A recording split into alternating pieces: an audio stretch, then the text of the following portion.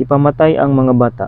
Sa pagkamatngon ni Herodes nga naninla siya sa mga bisita, ilibahan gayud niyang sukua.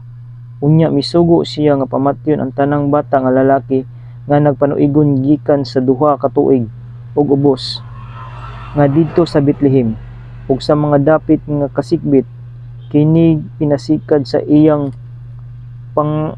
pangagpas nga maoy gidugayon sukad sa pagsubang sa bituon sumala sa mga bisita.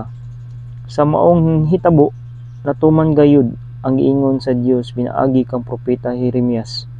May tingog nga nabati didto sa Rama, ug kamapait nga pagminatay sa